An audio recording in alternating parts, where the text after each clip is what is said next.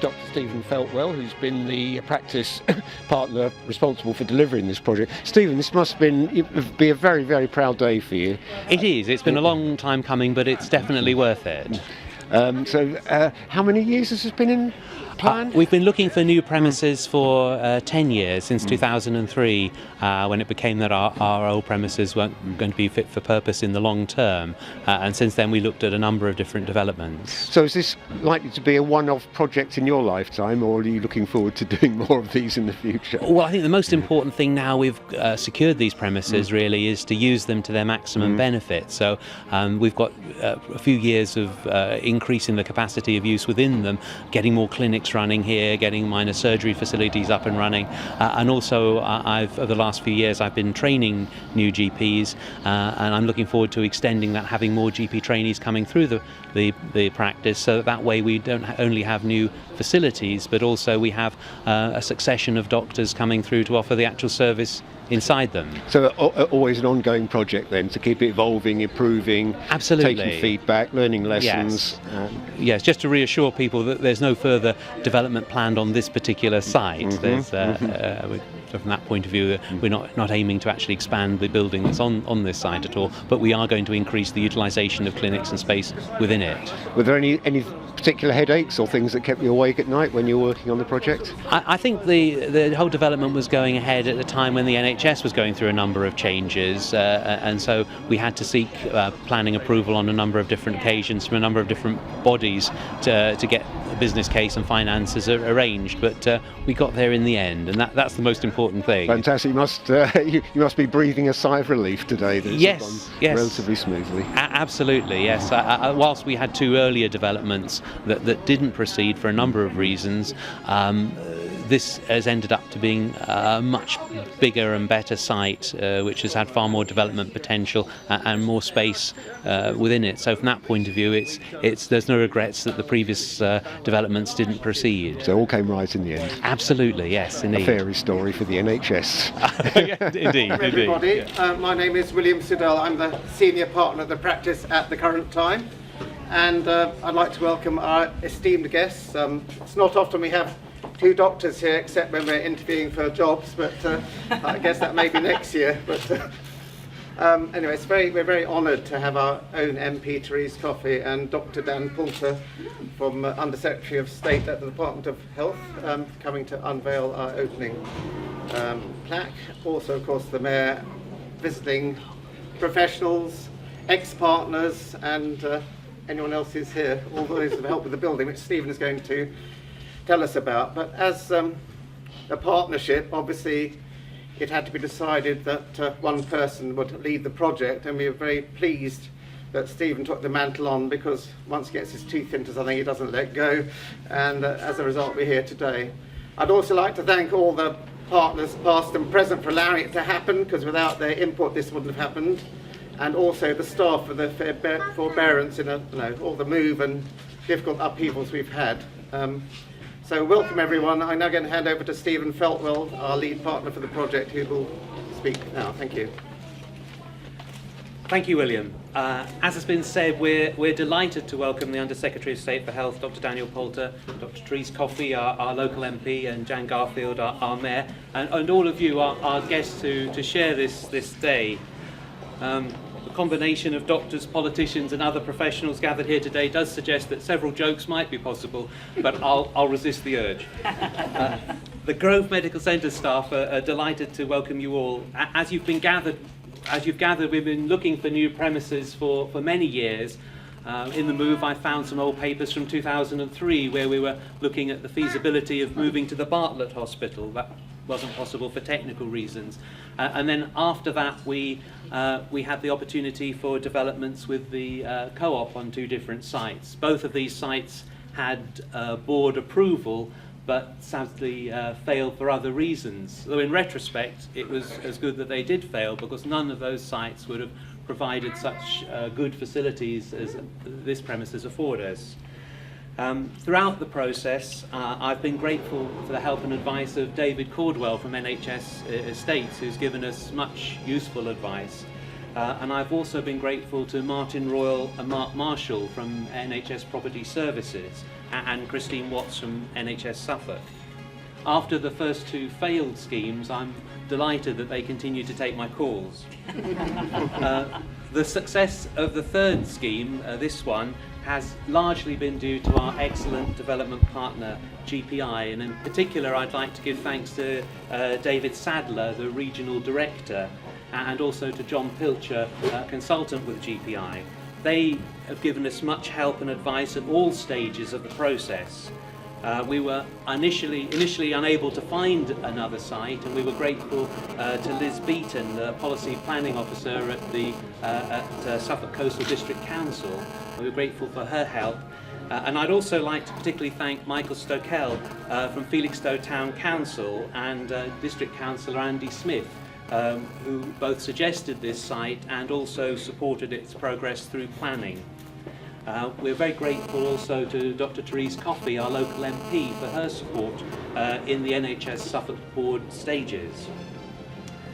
The business case for this site got board approval in 2011, but it was made conditional upon the sale of the Bartlett Hospital, releasing the necessary funds for a capital injection of about £870,000. This caused considerable delay, and we were glad for the patience of the landowner, John Ranson, who allowed the project to remain viable whilst we were waiting for the sale of the Bartlett. We've honoured the Bartlett's capital injection by naming one of the rooms the Bartlett Room. In addition to this, the Deanery provided a grant of £157,000 for consultation rooms and a library for GP training. GPI appointed Graham Normington, an award-winning architect with much experience in health centres, to design this building, and we've been delighted by the results. He's accommodated our requests. It's always said that you can tell if an architect is unhappy with his design at the end because he asked for lots of trees to be planted nearby. And as you can see, we're relatively tree-free close to the building, so I think he's quite confident in the design. The public consultation process identified needs for transport locally, and we were very grateful for the help of Andrew G, the Senior Transport Planning Officer at Suffolk County Council, for his help in moving the bus routes so that there could be the necessary links. We've been grateful for our solicitors from Jackamans for helping us through the legal maze, and also from Marilyn Martin from BDO for helping us to believe that the whole thing might be affordable. The building work started in January of 2013, and we've been delighted by the high standards of professionalism and craftsmanship shown by RG Carters of Colchester. We're pleased to have with us today Dave Meekins, who was the site manager throughout the development. And also we had an excellent employer's agent called David Cronje, who ensured that the whole thing ran smoothly on time and on budget. Throughout the whole process, I've drawn help and advice from Andrew Murray, who is the Managing Director of Community Pharmacies and has helped us in many other aspects of the development. Within the practice, I would like to thank my colleagues who've supported the development and given much encouragement over the years. I'd like to thank both my current and former partners for this. Our practice manager, Jenny Malloy, and our IT manager, Evan Scott, attended all of the site meetings with me and took on many additional tasks as well as their normal work. I'd like to thank the whole practice team for their enthusiasm over the years, for helping the move to go so smoothly and helping us now to adapt to the new building.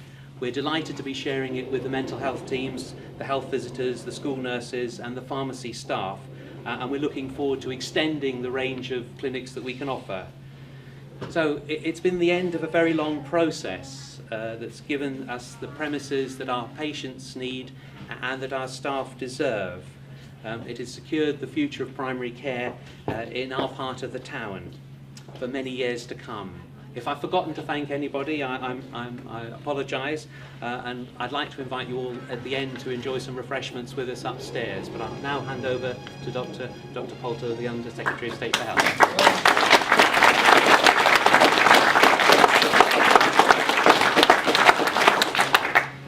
Good everybody, and it is a real pleasure and a privilege to be with you today, not least because it's nice, as a minister I travel to all parts of the country. The best part of my working week is always coming home to Suffolk, but it's great to be opening a fantastic new healthcare facility here in Suffolk and here in Felixstowe, and you have some dedicated and hard-working frontline staff, the GPs, the pharmacists, the health visitors, the receptionists who look after patients. You've got some fantastic staff who work in this practice, and they're now going to be able to deliver care in a better facility, in a facility that's going to really do the very best for local patients. And this is a practice that is now offering cutting-edge facilities to patients. You have here a integrated model of healthcare delivery. You've got GPs working alongside health visitors, working alongside pharmacists. You have day case procedures that are possible. You have care for people with dementia, with mental health, support for young families in this building, all together in one place, and a 7-day-a-week pharmacy. And there's going to be more joint working with Ipswich Hospital to make sure that there can be day case procedures provided here, so that older people and frail residents do not have to travel and can have close to home healthcare. This is how the NHS should be. It's the very best of the NHS. We're very proud and lucky to have this in Suffolk. There's been a lot of hard work that's gone into making this a reality. Hard work from the GP partners, hard work from the local community, hard work from your local MP, Therese Coffey, to champion the cause, and it's a huge privilege to work with Therese and have somebody who is a very strong advocate for Suffolk and a very strong advocate for Felixstowe in Parliament. But this has been a tremendous community work and community effort. People have come together to deliver this. It's been a long time in coming. Well done for making this a reality. This will provide fantastic facilities for patients, not just today, but in 10 and 20 years' time. And I'd like to put on record my congratulations to everybody who's made this possible. It's a team effort, it's a truly fantastic facility, and a great credit to everyone who's made it possible. And it will mean that the very highest quality of patient care can be delivered in Felixstowe in the months and years ahead. Well done. Thank you for inviting me to you today, and it's a huge privilege and pleasure to officially declare this surgery open.